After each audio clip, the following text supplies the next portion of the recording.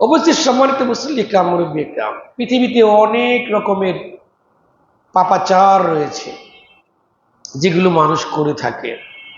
কিছু কিছু পাপ আছে যেগুলো মানুষের ওই পাপের জন্য শুধু তার কি হয়, তার শাস্তি হবে আখেরাতে।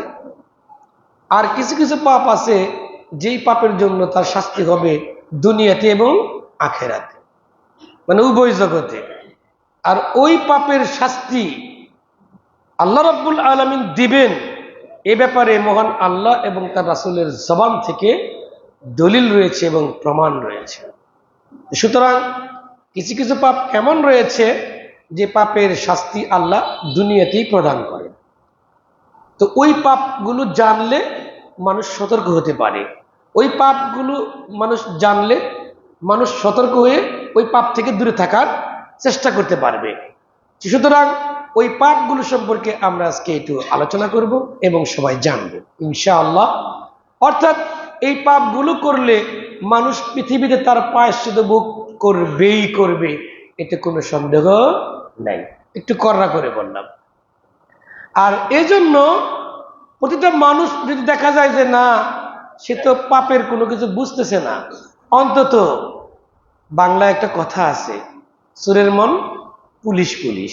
অপরাধ করলে এই অপরাধ বোধ কিন্তু প্রত্যেকটা মানুষকে দৌড়ায় মনে মনে, যে আমি তো এই অপরাধটা করছি, এই যে ধন দৌলত টাকা পয়সা বাড়ি গাড়ি করছি, এগুলো তো আমি হালাল টাকা দিয়ে করি নাই, বা আমি এমন একটা অপরাধ করছি, এই অপরাধটা আমি না করলেও পারতাম। একসময় যখন বুঝে আসে তখন সে আফসোস করে। তার মানে কি, তার যে প্রায়শ্চিত্ত, মনের যে এই যে খোরাক, যে মনের যে অশান্তি, এই যে কামনা বাসনা, মানসিক যে একটা অশান্তি, অনেক মানুষকে কি করে, এটা পাপাচারের মধ্যে তো নিয়েই যায়, বরঞ্চ আত্মহত্যার দিকেও নিয়ে যায়, এমনকি মানুষকে পাগলও বানিয়ে ফেলে। এমনকি কোনো কোনো মানুষ কি করে, স্ট্রোক করে মারাও যায়, যে এই পাপের মনের ভিতরে বারবার জানান দেওয়ার কারণে সে কি করে, কখনো কখনো আত্মহত্যার পথে বেছে নেয়। প্রিয় ভাইয়েরা আমার, সুতরাং আমরা এমন কিছু পাপের কথা বলবো যেই পাপের শাস্তি মহান আল্লাহ পৃথিবীতেই দিয়ে থাকেন, আখেরাতে আল্লাহ রাব্বুল আলামিন সেটা কি করেন, আবার জমা করে রাখেন। তার মানে আখেরাতে শাস্তি তার হবেই হবে। তার মধ্যে এক নম্বর হইল পিতামাতার অবাধ্যাচরণ হওয়া। এ ব্যাপারে কোনো কনসিডার নাই, কোনো প্রকারের কোনো ছাড় নাই।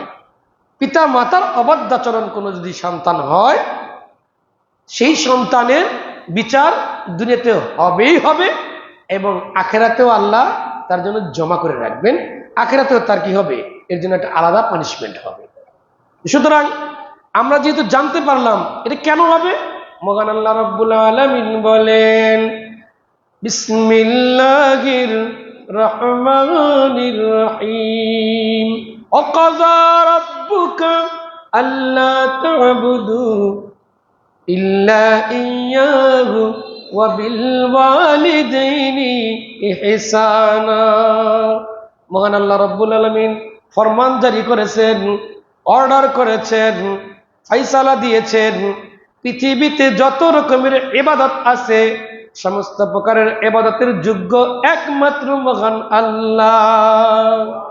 তিনি ব্যতীত অন্য কারো কোনো প্রকারের কোনো ইবাদত করা যাবে না, কারো প্রতি কোনো তার সাথে অন্য কাউকে শরীক করা যাবে না।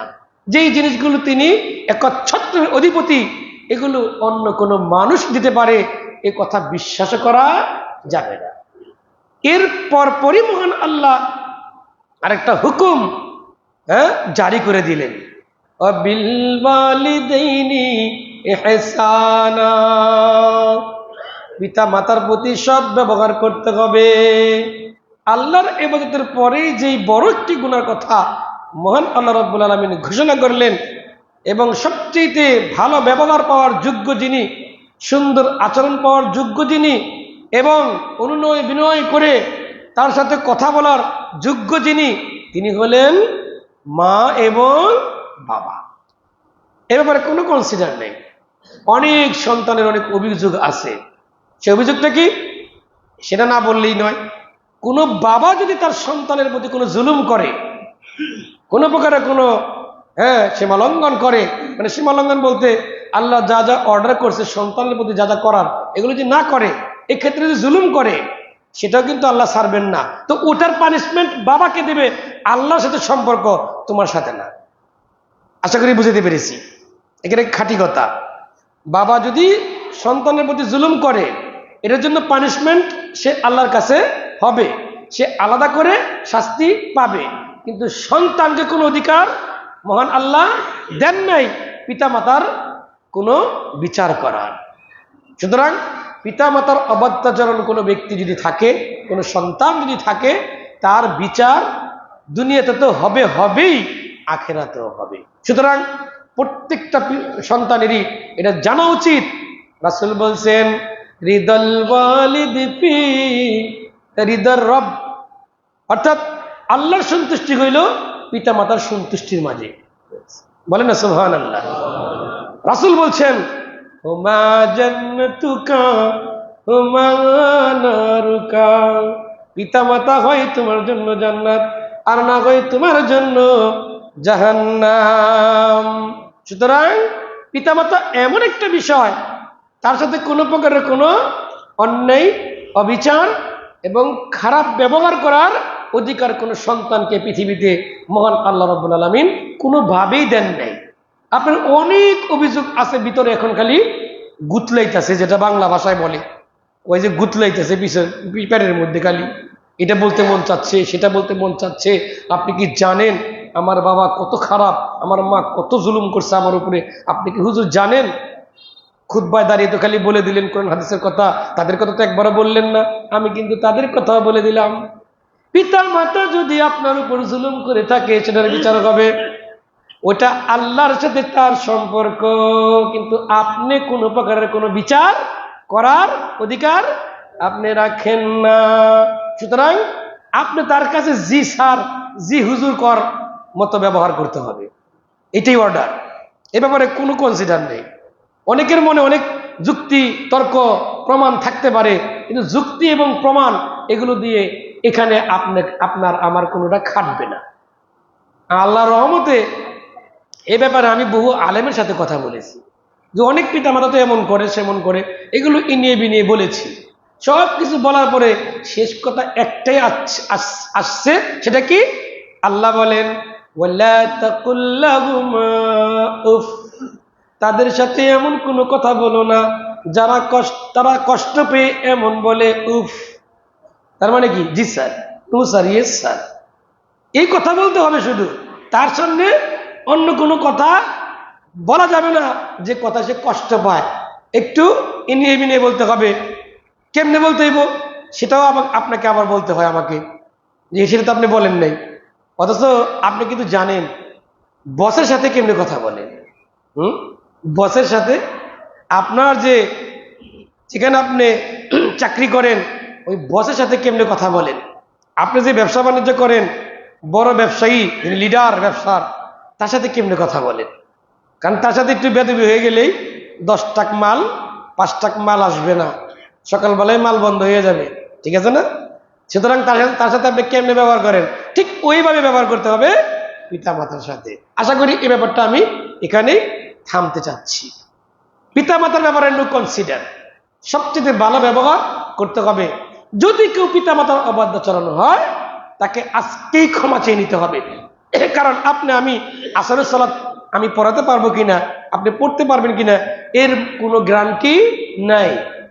আরে গত কয়েকদিন আগে দেখলাম এক আলেম বক্তব্য দিচ্ছেন, বক্তব্য দিতে দিতে উনি বোবা হয়ে গেলেন, পড়ে গেলেন। অনেকেই দেখেছেন হয়তো।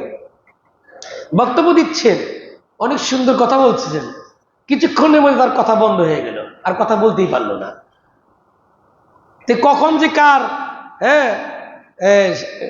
দুনিয়ার জিন্দগি শেষ হয়ে যাবে আমরা কেউ জানি না। সুতরাং আজকেই মাপ চেয়ে নেন, যতক্ষণ না পিতামাতা সন্তুষ্ট হয়। কারণ তাদের সন্তুষ্টিতে আল্লাহর সন্তুষ্টি। তারা হয় তোমার জন্য জান্নাত, নয় তোমার জন্য জাহান্নাম।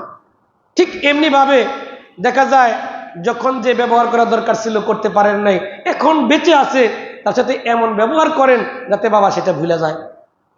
অথবা সে বেঁচে নাই, এখন কি করবেন? বেঁচে না থাকলে তার বন্ধু বান্ধব এবং চাচারা রয়েছে, এবং তার চাচাতো ভাইরা রয়েছে, হ্যাঁ, তাদের সাথে আপনি এরকম ভালো ব্যবহার করেন, অন্তত ভালো ব্যবহার করেন। এটার কারণে হলেও মহান আল্লাহ আশা করে যায় আপনাকে কিছুটা হলেও মাফ করবেন। কিন্তু এই পিতা মাতার সাথে খারাপ ব্যবহার করলে, তাদের অবাধ্যাচরণ করেছেন, এখান থেকে মাপ পাওয়ার আর কোনো সোর্স নাই। আপনাকে যে কোনো মূল্যে আপনাকে আমাকে পিতা মাতার কাছে ক্ষমা চেয়ে নিতে হবে, তাকে সন্তুষ্ট করতে হবে। আমরা সন্তুষ্ট করি পীর সামনে, আমরা বড় হুজুরে সন্তুষ্ট করি। হ্যাঁ, আমি পিতা মাতার সাথে খারাপ ব্যবহার করে বড় হুজুরকে সন্তুষ্ট করলে কি এই গুনাহ মাফ হবে? কোনো দলিল আছে? নাই। আমি তো পীর সাহেবের জন্য খাসিও নিয়ে যাই, আবার আঙ্গুরও নিয়ে যাই, আপেলের যে দাম আপেলও নিয়ে যাই, কিন্তু আমার মা তো আপেল চোখে দেখে না, আঙ্গুর চোখে দেখে না, গরুর গোশ খাবে দূরের কথা, এগুলো কখনো মুখে আনতে পারে না এখন আর দামের কারণে। প্রিয় ভাইয়ের আমার, সুতরাং এগুলো এখনই করার সময়, তৌফিক অনুযায়ী আমরা করবো ইনশাআল্লাহ। মহান আল্লাহ আমাদেরকে তৌফিক দান করুন।